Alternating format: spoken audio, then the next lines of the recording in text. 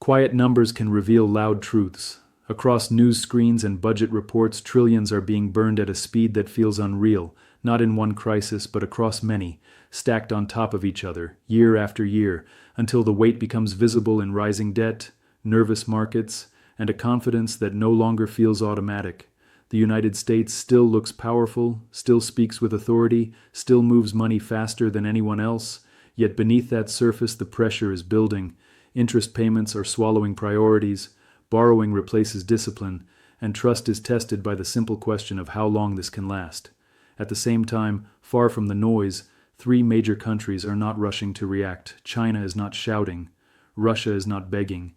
India is not choosing sides loudly. Their tone is slower, calmer, almost patient, as if time itself is working for them.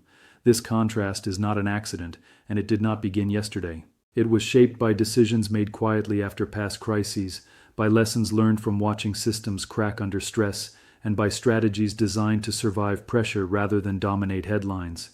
In this video, you will learn why massive spending does not always mean strength, how debt changes behavior before it causes collapse, and why the global financial system is shifting in subtle ways that most people miss.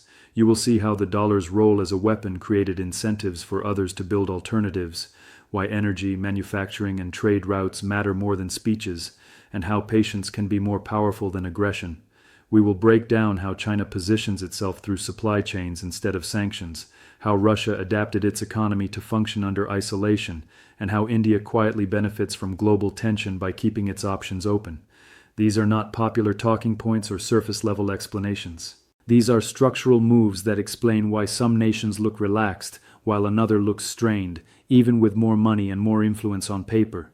By the end, you will understand why burning trillions can weaken leverage, why confidence fades before power does, and why waiting can be a strategy, not a weakness. Stay with this video until the end because the final insight connects all of this into one simple idea that changes how global power should be measured in the coming decade. If you want calm analysis without noise, clear explanations without hype, and stories that connect economics, politics, and long-term strategy, welcome to our channel and subscribe now so you don't miss what comes next. Money used to move slowly, with debate and limits, but that rhythm has changed. Spending now feels automatic, almost expected, as if every problem can be delayed with another round of borrowing.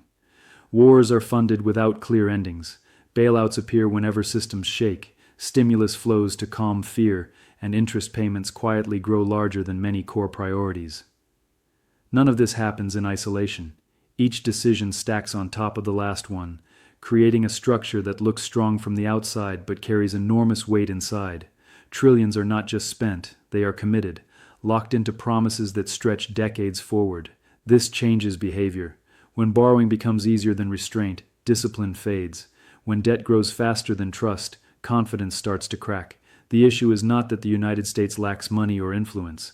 The issue is that constant spending teaches the world a lesson about reliability. Creditors watch closely. Partners watch closely.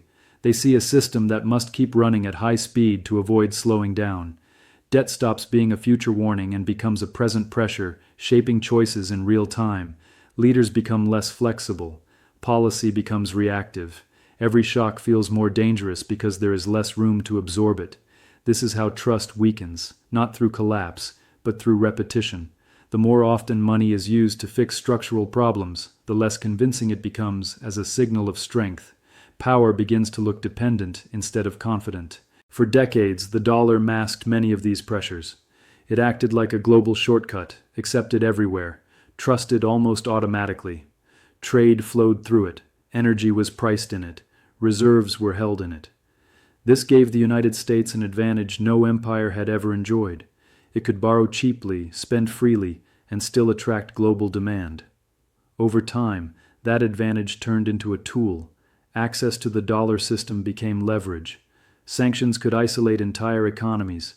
Assets could be frozen. Payments could be blocked. This worked again and again, and for a while it looked unstoppable. But every tool teaches observers how it functions. Countries under pressure studied the system carefully. They noticed that dependence on one currency meant vulnerability. They noticed that reserves held abroad were not fully under their control. They noticed that trade routes tied to one financial center could be disrupted overnight. Slowly, quietly, adjustments began. Local currency deals replaced some dollar trades. Alternative payment systems were tested. Gold reserves were increased. Regional banks gained importance. None of this made headlines at first because it did not challenge the dollar directly. It reduced exposure instead. Overuse turned advantage into incentive for others to change behavior. The dollar did not lose power suddenly. It began to feel conditional. That perception alone was enough to start a shift, because trust in money is built as much on belief as on numbers. China observed this pattern with patience. It did not rush to confront or replace anything openly. It focused on control rather than confrontation. Factories, ports, railways, and energy links became priorities. Manufacturing depth created resilience. Supply chains tied neighbors into shared growth. Infrastructure projects extended influence without direct conflict. Internal trade reduced dependence on external demand. Regional partnerships spread risk across multiple channels. China's approach avoided emotional reactions. It avoided loud promises. Instead, it built capacity. When pressure appeared elsewhere, it adjusted quietly. This long view shaped its calm posture. It was not waiting for America to fall. It was waiting for imbalance to create opportunity. By strengthening domestic systems and regional ties, it positioned itself to absorb shocks rather than react to them. This is why urgency is absent. Stability comes from preparation, not from speed. While others debate short-term fixes, China watches flows of goods, energy, and capital, knowing that control over production often matters more than control over headlines. The result is a world moving at two speeds. One side spends heavily to maintain position, relying on momentum and established systems. The other side invests patiently, reducing exposure and increasing options. Neither path creates instant outcomes, but their effects compound over time. Trillions spent quickly create noise and urgency. Trillions invested slowly create silence and leverage. This difference explains the contrast in tone. Stress appears where flexibility is limited. Calm appears where time is treated as an asset. As systems stretch under weight, those who prepared for strain feel less pressure. Those who assume permanence feel surprise. This is not a story of winners and losers decided today. It is a story of trajectories moving quietly beneath the surface, reshaping how power is experienced, measured, and eventually revealed. Pressure looks different when it is expected. Russia did not wake up one day surprised by isolation. It planned for it years in advance, not because it wanted conflict, but because it assumed access could be restricted at any time. That assumption changed everything. Energy became a shield, not just a product. Oil and gas were treated as strategic anchors, able to generate revenue even when doors closed elsewhere. Commodities followed the same logic. Food, metals, fertilizers, raw materials that the world cannot easily replace, became leverage through necessity rather than force. When sanctions arrived, the shock was real, but it was not fatal. Trade routes adjusted, payment methods shifted, local currency deals replaced blocked channels, domestic systems expanded to fill gaps once handled by foreign firms. None of this was smooth or painless, but survival slowly turned into strategy. Instead of collapse, there was compression. Instead of retreat, there was redirection. Sanctions did not remove Russia from the global system.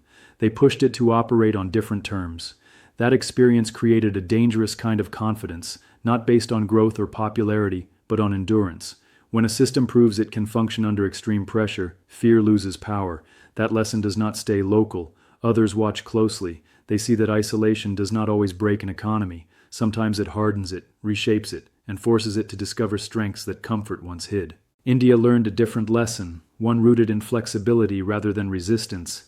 It does not frame the world as a battle between sides. It frames it as a marketplace of interests. Energy is bought where it is cheapest. Partnerships are built where growth is fastest. Silence becomes a tool when noise creates cost. With a massive population and rising consumption, India holds quiet weight. It can absorb production, leaving other regions. It can offer labor, demand, and scale without demanding loyalty. Manufacturing shifts toward it not because of ideology, but because stability and cost align. Global tension creates openings, and India steps into them without declaring victory. It avoids confrontation by design. Every deal strengthens its position without forcing commitment. Cheap energy supports industry. Demographics support expansion. Policy moves gradually, reducing shock while increasing capacity.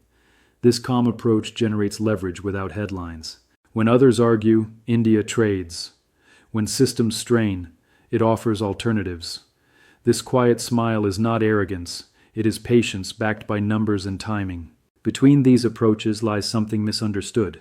China, Russia, and India are not united by trust or affection. History makes that impossible. Borders, rivalries, and competing ambitions remain unresolved. Yet alignment does not require friendship, it requires direction. Each seeks less dependence on external control. Each wants more autonomy over money, trade, and supply. That shared direction is enough to create overlap. Local currency trade expands. Regional agreements grow. Infrastructure links multiply. None of this needs formal alliances or shared ideology. It works because it reduces vulnerability.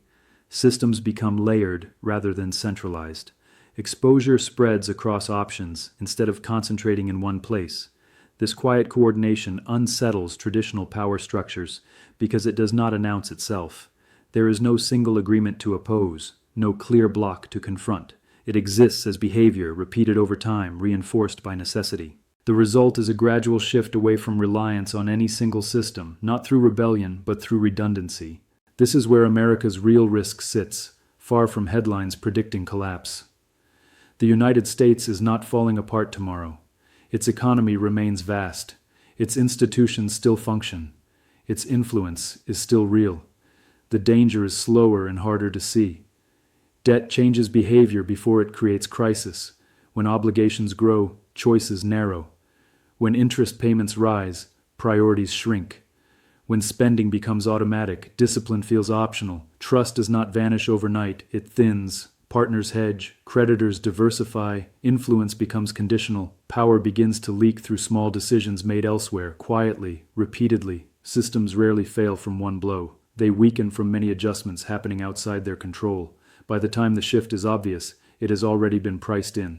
This is the moment most people miss because it lacks drama, no alarms, no single event. Just a steady movement away from dependence, driven by those who learned that patience, preparation, and optionality matter more than dominance when the system itself begins to strain. Strength is often misunderstood because it is loud on screens but quiet in reality. Real power does not rush to prove itself or spend endlessly to look dominant. It stays patient, protects its options, and allows pressure to build elsewhere. When money is burned just to maintain position, time slowly turns into an enemy. When resources are conserved and systems are prepared, time becomes an ally. This is why shouting confidence is not the same as having it, and why calm behavior often signals deeper control. The real question is not who looks strongest today, but who can stay stable tomorrow without panic, without overreaction, and without losing trust. If this perspective made you see global power in a new way, support the channel by liking this video, sharing it with others who care about real analysis, and subscribing for more clear, calm breakdowns of the forces shaping the world right now.